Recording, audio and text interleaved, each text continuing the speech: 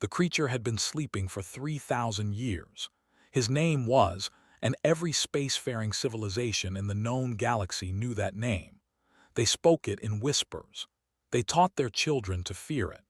They built monuments to the victims he had claimed across 100 worlds before he finally went silent and drifted into the void. Was not like other warriors. He had been created in a time before recorded history by a species that no longer existed. They had engineered him to be the perfect weapon of conquest. His body could heal from almost any wound in minutes. His reflexes were faster than the targeting systems of most warships. His strength had once collapsed the reinforced hull of a dreadnought with nothing but his bare hands. He did not age. He did not tire. He did not stop until everything around him was dead. For 3, his derelict vessel had floated at the edge of the Andromeda corridor. The Galactic Council had placed warning beacons around it. Ships were forbidden from approaching within 200,000 kilometers. Some younger pilots thought it was all an exaggeration, stories made up by older species to scare the newer ones. But the elders remembered. They had seen the recordings. They knew what could do. They were a peaceful species. Their bodies were slender and their skin was translucent, showing the soft blue glow of their internal organs. They had never fought a war in their entire history.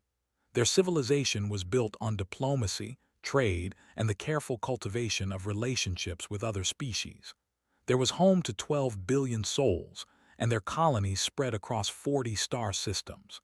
They were beloved by almost everyone in the galaxy. When the gravitational currents of the Andromeda corridor shifted, pushing the derelict vessel toward space, the Council sent warnings.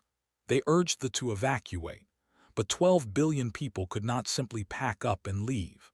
They had nowhere else to go. They had built their entire civilization around that single world, and abandoning it would mean the death of their culture even if their bodies survived. So they decided to fight. They assembled 3 of their defense fleets, a total of 412 ships crewed by beings who had never seen real combat. They surrounded the derelict as it crossed into their territory. They broadcast demands for the vessel to change course. They waited for a response that never came. Then woke up. The first fleet was destroyed in 11 minutes. Did not use weapons. He did not need them. He flew a small boarding craft from his derelict to the nearest cruiser and tore his way through the hull with his claws. The internal security recordings showed him walking through the corridors, killing everyone he encountered with casual efficiency. When he reached the bridge, he accessed the navigation systems and used the cruiser to ram 3 other ships before jumping to the next target. The second fleet tried to retreat, pursued them. He caught up with the flagship and killed the admiral on the bridge while broadcasting the execution on all open channels. The other ships scattered, but he hunted them down one by one over the next 6 hours. Not a single vessel escaped. The third fleet never even engaged. Their commanders watched the recordings from the first 2 battles and surrendered, accepted their surrender, then killed them anyway. He said he wanted the galaxy to understand that there was no mercy. There was no negotiation. There was only him. The Galactic Council called an emergency session. Representatives from 237 species gathered to discuss the crisis. Though a proud warrior race with 4 arms and skin like stone offered to send their finest champions to face in single combat. It was a tradition among their people, and they believed their honor demanded it. Accepted the challenge. He killed the first champion in 8 seconds. The second lasted nearly a full minute before tore off his arms and left him to bleed out on the deck of the arena ship. The third champion refused to fight and was executed for cowardice by his own people. The Hive Collective, a species of creatures that functioned as a single vast intelligence, considered attacking with their swarm ships. They ran simulations based on the combat data from the engagements. The simulations suggested that destroying would require the sacrifice of approximately 800 million individual Hive members. The collective decided the cost was too high. They their ships from the region and declared that was no longer their concern. One by one, every species in the galaxy made the same calculation. The math was simple, was too strong, too fast, too durable. He regenerated from wounds that would kill any other creature. He had fought for centuries before going into stasis, and in all that time, no one had ever come close to defeating him. Fighting him was suicide. The only rational choice was to stay away and hope he chose a different target. Though was abandoned to its fate. Admiral Cole received the distress call aboard the UEN Defiance, a heavy cruiser assigned to patrol the outer edges of human-controlled space. She was 61 years old, with gray hair cut short and a face that showed every year of her 35-year career. She had fought in 3 wars, lost 2 ships, and buried more friends than she cared to count. Nothing in her experience had prepared her for this. The message was from the ambassador to Earth. He was crying as he spoke, his translucent skin flickering with stress patterns that the translation software could not fully interpret. He begged for help. He said that humanity was the last hope for his people. He said that every other species had refused. He said that 12 billion innocent beings would die if someone did not stop. Watched the recording 3 times. She reviewed the intelligence reports on. She studied the combat footage from the engagements. She ran her own simulations and reached the same conclusion that everyone else had reached. There was no way to win. She made a call to Earth anyway. The response came from Admiral, Commander of United Earth Naval Operations. He listened to his report without interrupting. When she finished, there was a long silence on the channel. Then he asked a simple question. How many volunteers do you think we can get? Did not hesitate. She said she thought they could get plenty. Humans were strange that way. When someone needed help, they tended to show up, even when showing up meant dying. Authorized the mission. He told to put out the call for volunteers. He said that if the galaxy was too afraid to face this monster, then humanity would do it alone. The call went out that same day. By midnight, 900 humans had stepped forward. The galaxy watched in confusion. These humans were small and fragile. Their bodies were weak compared to their technology was primitive compared to the Hive Collective. Their military was barely a century old. What could they possibly hope to accomplish against a creature that had destroyed civilizations older than their entire species? They did not understand. They would learn. Daniel was not a hero. He had never thought of himself that way, and nobody who knew him would have described him in those terms. He was a combat instructor at a naval training facility in Virginia. He taught young recruits how to fight in close quarters, how to use a knife, how to survive when everything went wrong. He was good at his job, but so were a lot of other people. He was 42 years old. His hair was starting to go gray at the temples. His knees hurt when it rained. He had a scar on his left shoulder from a training accident 15 years ago and another one on his chin from a bar fight when he was 23. He was divorced. His ex-wife lived in Oregon with their daughter, who was 16 years old and wanted nothing to do with him. Daniel did not blame for being angry. He had missed most of her childhood. He had been deployed when she took her first steps, stationed overseas when she started school, and gone for months at a time during the years when she needed a father the most. Had tried to make it work, but eventually she got tired of being married to someone who was never there. The divorce was finalized 3 years ago. Daniel had not contested it. When the call for volunteers went out, Daniel was eating lunch alone in the cafeteria. He watched the announcement on the screen mounted on the wall. He saw the footage of killing the champions. He saw the images of the destroyed fleets. He heard the desperate plea from the ambassador. He finished his sandwich, threw away his trash, and walked to the recruitment office to add his name to the list. The officer at the desk looked at him with surprise. She asked if he understood what he was volunteering for. Daniel said he did. She asked if he had any family. Daniel said he had a daughter. She asked if he was sure he wanted to do this. Daniel thought about. He thought about the 16 years of birthdays he had missed, the school plays he had not attended, the conversations they had never had. He thought about how she would probably not even cry when she heard the news. Then he thought about the 12 billion of them, families, children, parents who would do anything to protect their kids, people who had done nothing wrong except exist in the path of a monster. He told the officer he was sure. She added his name to the list. The selection process took 3 weeks. 900 volunteers became 400 after the first round of psychological evaluations. 400 became 100 after the combat simulations. 100 became 20 after the endurance tests. Commander ran the selection committee. She was a small woman with sharp eyes and a reputation for being impossible to impress. She had served in special operations for 2 decades before taking over the training division. She had seen more combat than most admirals, and she knew exactly what she was looking for. They sent observers to watch the process. They were confused by what they saw. The tests did not focus on strength or speed or fighting ability. Instead, they focused on persistence.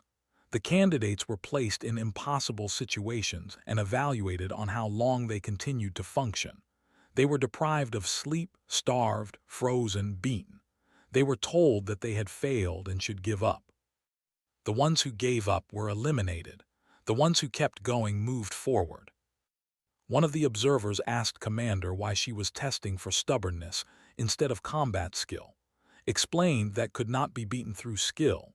He was faster, stronger, and more durable than any human could ever be. The only advantage a human could have was the willingness to keep fighting after any rational person would have stopped. The observer did not understand. He asked what good it would do to keep fighting if victory was impossible, smiled and said that was exactly the point. Humans did not fight because they knew they would win. They fought because fighting was the right thing to do. Daniel made it to the final round. There were 5 candidates left, and they were all brought before a panel that included Commander, Admiral Cole, and representatives from a dozen allied species. Each candidate was asked the same question. Why do you want to do this? The first candidate said he wanted glory. He wanted his name remembered forever as the human who faced, eliminated him immediately. She said glory was a selfish motivation, and selfish people quit when the cost became too high. The second candidate said he wanted revenge. His brother had been on a trading vessel that destroyed during his awakening, eliminated him too. She said anger burned hot but burned out fast. The third candidate said he believed in the cause.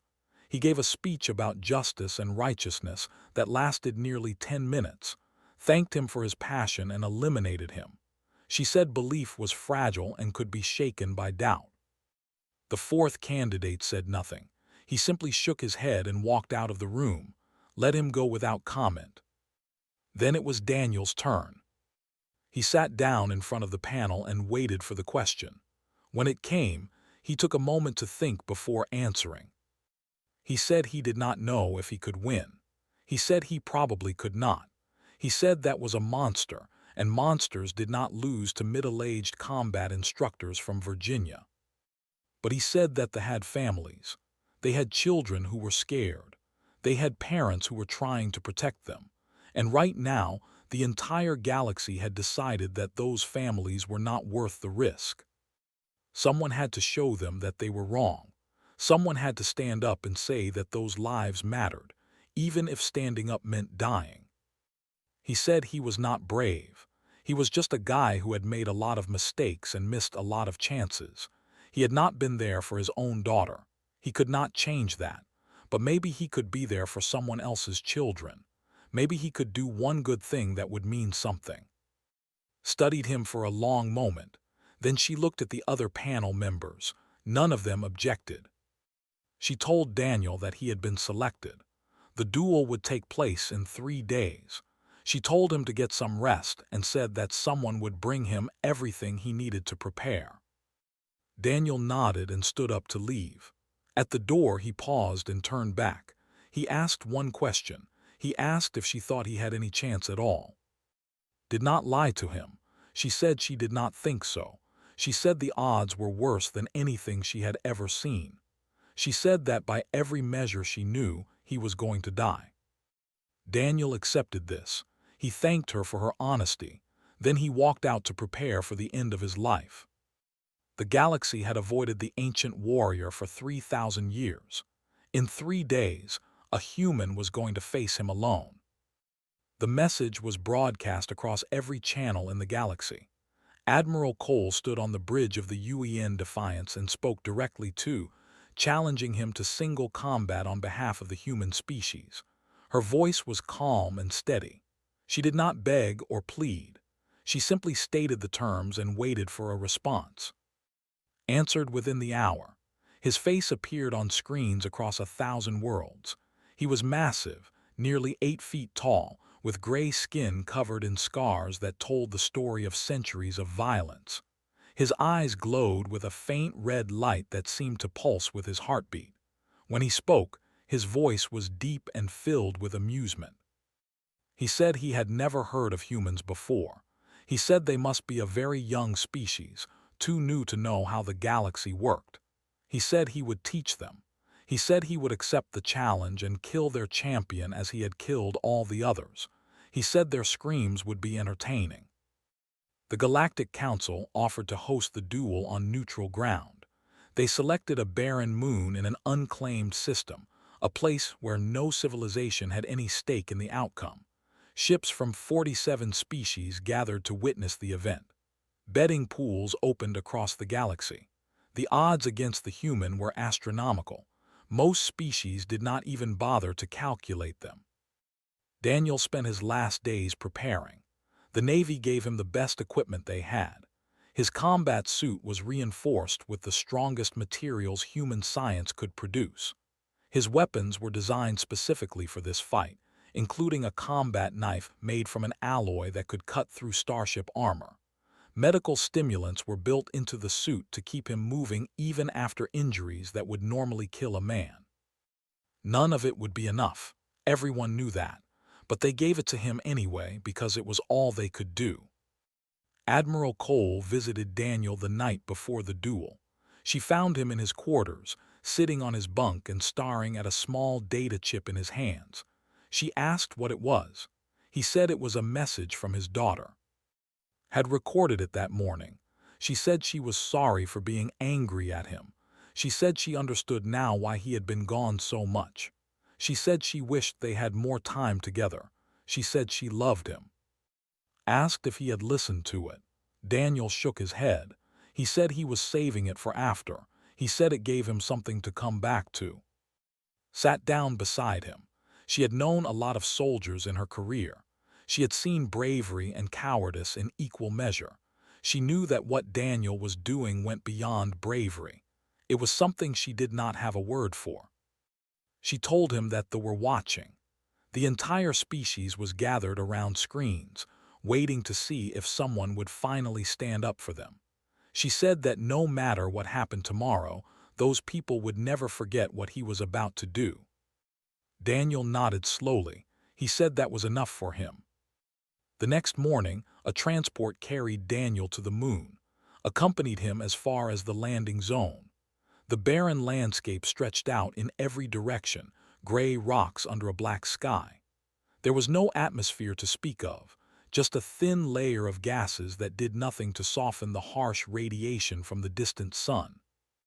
Was already waiting. He stood in the center of a natural depression in the terrain, a shallow crater that would serve as their arena. His arms were crossed over his massive chest, and his red eyes tracked the human transport as it descended. Daniel stepped out onto the surface. His suit hummed as it adjusted to the environment, regulating his temperature and feeding him oxygen. He carried his knife in a sheath at his hip. He had no other weapons. They would not have helped. The viewing ships hung in orbit, their cameras focused on the arena. Trillions of beings watched as the small human walked toward the ancient monster. Spoke to Daniel through the comm system. She told him that no matter what happened, she was proud of him. She said that Earth was proud of him. She said that the whole galaxy would remember this day. Daniel thanked her. Then he cut the channel. He did not want any distractions. Watched him approach with an expression that might have been curiosity. When Daniel stopped about 50 meters away, the ancient warrior spoke. He said the human was smaller than he expected. He said he had fought champions twice his size. He said he had killed creatures with armor thicker than human bones. He asked what made this fragile being think he could survive even a single blow. Daniel did not answer the question. Instead, he asked one of his own. He asked why did this. He asked why a creature who had lived for thousands of years spent that time killing. Seemed surprised by the question. He said he did it because he was designed for it. He said his creators had made him to conquer, and conquering was all he knew. He said there was no other purpose for his existence. Daniel said that was sad. He said that living for thousands of years just to hurt people seemed like a waste. He said he felt sorry for. The ancient warrior's eyes flared brighter. No one had ever spoken to him that way. No one had ever him. He was the terror of the galaxy, the undefeated champion of 100 wars. How dare this insignificant creature feel sorry for him? Demanded that Daniel stop talking and fight. He said he would make the human regret those words. He said the death would not be quick. Daniel drew his knife. The blade caught the light of the distant sun and gleamed against the dark sky. He said he was ready. The observers held their breath. The clutched each other in fear. The watched with grim respect. The hive collective processed every millisecond of visual data, recording the event for their eternal archives. And across the galaxy, humans gathered around their screens and hoped. They did not pray for victory. They knew victory was impossible. They prayed for something else. They prayed that Daniel would show the universe what humanity was made of. Moved first, his body blurred with speed that no camera could properly capture. One moment he was standing still. The next moment he was directly in front of Daniel, his clawed hand already swinging toward the human's chest. The fight had begun. The blow caught Daniel across the chest and sent him flying backward. He hit the ground hard, bouncing twice before sliding to a stop against a large boulder. The outer layer of his combat suit was torn open, and he could feel warm blood running down his ribs. The pain was immediate and overwhelming. The galaxy expected him to stay down. Every simulation, every calculation, every piece of logic said that he should lie there and wait for the killing blow.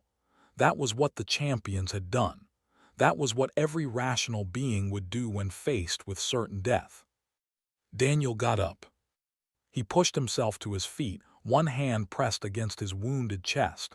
His legs were shaking. His vision was blurred, but he was standing. Watched him with an expression that might have been surprise. The ancient warrior had expected the fight to end with that first blow. He had expected the human to crumble like all the others. Instead, this small creature was rising again. Daniel charged.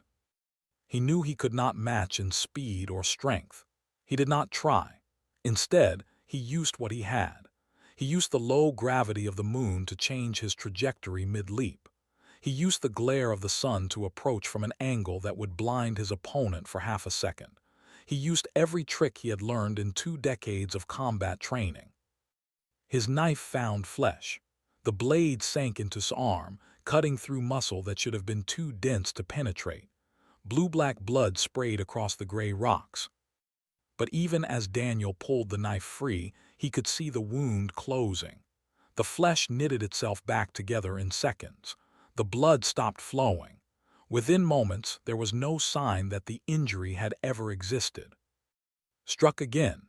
This time his claws caught Daniel across the left shoulder, tearing through armor and muscle.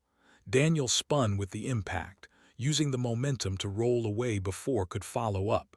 He came up in a defensive crouch, his left arm hanging uselessly at his side. The pain was worse now, much worse, but Daniel did not stop. He attacked again and again and again. The fight went on for minutes that felt like hours. Daniel landed dozens of cuts on his body. He slashed the ancient warrior's face, his arms, his chest. He drove the knife into his thigh, his abdomen, his hand. Every wound healed almost instantly. Every strike that should have been fatal was erased within seconds. Meanwhile, Daniel was falling apart. His left arm was useless. His ribs were cracked, maybe broken. One of his eyes was swollen shut from a blow to the head. Blood filled his mouth and ran down his chin. The medical systems in his suit were working overtime, pumping stimulants and painkillers into his body, but even they had limits. The observers watched in silence. They had never seen anything like this. They had expected a quick execution, a brief moment of violence followed by another trophy for collection. Instead, they were watching a human refuse to die. Grew frustrated. His attacks became more savage, more vicious. He stopped trying to end the fight cleanly and started trying to break the human spirit. He tore off a piece of Daniel's armor and crushed it in his fist. He grabbed Daniel by the throat and lifted him off the ground, squeezing until the human's face turned purple. But Daniel did not beg for mercy. He did not ask for a quick death. Instead, with the last of his strength, he drove his knife into his eye. The ancient warrior screamed. It was a sound that echoed across the arena, a howl of pain and rage that made the watching aliens flinch. He hurled Daniel away with enough force to shatter stone. Daniel hit a boulder and felt something in his spine snap. His legs went numb. He could not feel anything below his waist. He tried to stand and failed. His body would not obey his commands anymore. So he crawled. He dragged himself forward with his one good arm, his fingers digging into the rocky ground. Blood left a trail behind him. His breathing was ragged, each inhale a struggle against the fluid filling his lungs. But he kept moving. He kept going toward. The ancient warrior's eye had already healed. He stood there, watching the human crawl toward him, and something changed in his expression. The rage faded. The frustration disappeared. In its place was something that looked almost like wonder. He asked Daniel why he continued. He said the fight was over. He said the human was dying, broken beyond repair, with no hope of victory. He asked what possible reason there could be to keep going. Daniel stopped crawling. He looked up with his one good eye. Blood ran down his face like tears. He said he kept going because there were 12 billion people on the who needed someone to fight for them. He said he kept going because somewhere in Oregon, his daughter was watching this, and he wanted her to know that her father never quit. He said he kept going because that was what humans did. They did not give up, not ever, not even when giving up was the only logical choice. Was silent for a long moment. The entire galaxy held its breath. Then the ancient warrior did something that no one expected. He reached down and lifted Daniel off the ground, not to kill him, not to crush him. He lifted him carefully, almost gently, and set him on his feet. Daniel's legs would not hold him. He started to fall, caught him and held him upright. He said he had fought for 3,000 years. He said he had killed the greatest warriors of 100 species. He said he had never seen anyone like this human. Daniel managed a weak smile. His voice was barely a whisper. He said he was just a guy from Virginia. Did not understand, but he was starting to. He was starting to see something in this broken, bleeding human that he had never seen before, something that made him question everything he thought he knew. The fight was not over, but something had changed. Something fundamental had shifted in the ancient warrior's soul. And the galaxy watched, unable to believe what they were seeing. Held the broken human in his arms and tried to understand. For 3,000 years, he had known nothing but conquest. He had been created for one purpose, designed down to his very cells to destroy and dominate. He had never questioned that purpose because nothing had ever given him a reason to question it. Until now. He looked at Daniel, this fragile creature who should have died a dozen times over. The human's body was shattered. His spine was damaged. His ribs were broken. His internal organs were failing. By every measure that mattered, he was already dead. His heart just had not figured it out yet. But his eyes were still open, and in those eyes saw something he had never seen before. Not fear, not hatred, not the desperate rage of a dying animal. He saw peace. He saw acceptance. He saw a man who knew he was going to die and had made his peace with it. Asked him why. He asked why a being who knew he was going to lose would still choose to fight. He asked what possible meaning there could be in a death like this. Daniel coughed and blood sprayed from his lips. His voice was weak, barely audible even to enhanced hearing. He said that meaning was not something you found. It was something you made. He said that his life had not been perfect. He had made mistakes. He had hurt people he loved. He had missed chances that he could never get back. But in this moment, on this barren moon at the edge of nowhere, he had a chance to matter. He had a chance to stand between a monster and 12 billion innocent people. He had a chance to show the universe that one person, even a small and weak person, could make a difference. That was enough for him. That was worth dying for. Listened. He processed the words and tried to fit them into his understanding of reality. For he had believed that strength was the only thing that mattered. The strong conquered. The weak died. That was the natural order, the truth that governed all things. But this human was challenging that truth. He was saying that weakness could be its own kind of strength. He was saying that losing could be its own kind of victory. He was saying that the willingness to sacrifice everything for others was more powerful than any weapon or any army. Looked up at the sky where the ships of 47 species hung in orbit. They were all watching. They were all waiting to see what he would do next. For 3,000 years they had feared him. They had run from him. They had surrendered to him without hope.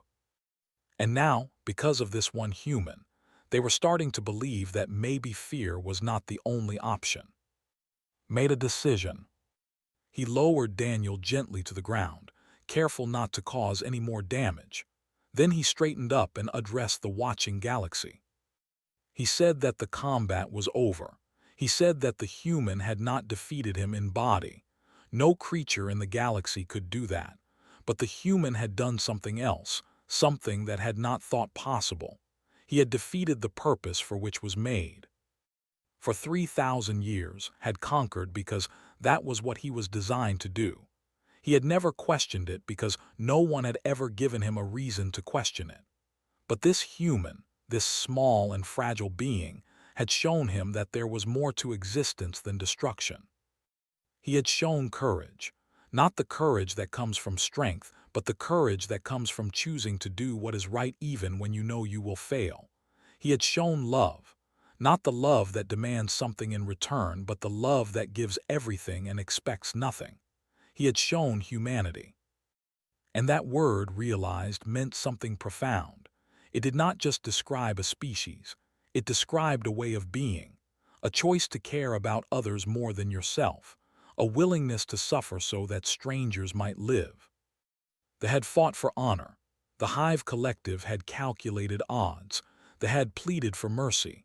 But only the human had fought simply because it was the right thing to do. Announced his decision to the galaxy. He said he would not conquer he said he would not resume his war. He said that for the first time in his existence, he wanted to understand something more than how to kill.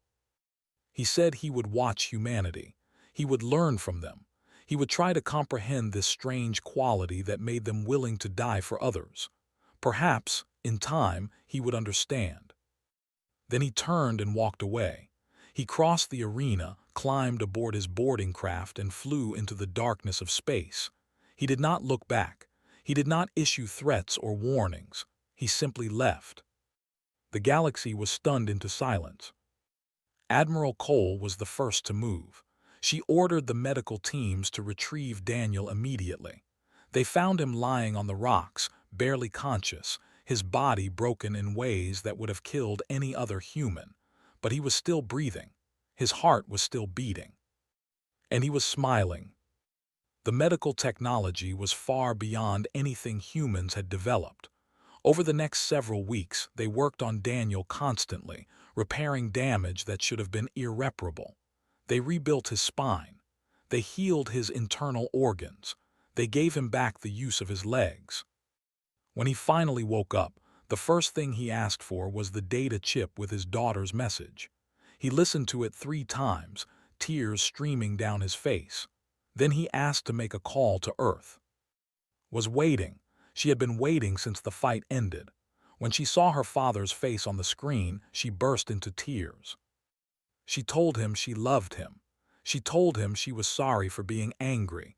She told him she wanted him to come home. Daniel promised that he would. The galaxy never forgot what happened on that barren moon. The phrase "human stubborn" entered the vocabularies of 100 species, and it was never used as an insult. It was the highest compliment they could offer. It meant someone who would not give up no matter the odds, someone who would stand between the innocent and the darkness, someone who would fight not because they could win, but because fighting was right. Was never seen again. Some said he wandered the far reaches of space, protecting those who could not protect themselves. Some said he found a distant world and spent his remaining years in peace. Some said he was still out there, watching humanity and trying to understand them. Daniel returned to Earth as a hero, though he never called himself one. He went back to Virginia. He resumed his job as a combat instructor. He spent every possible moment with his daughter, making up for all the years he had missed. When reporters asked him about the fight, he always gave the same answer. He said he just did what anyone would do. He said he saw people in trouble and tried to help. But the galaxy knew the truth. When the universe needed someone to stand against the darkness, humanity stepped up. They always would.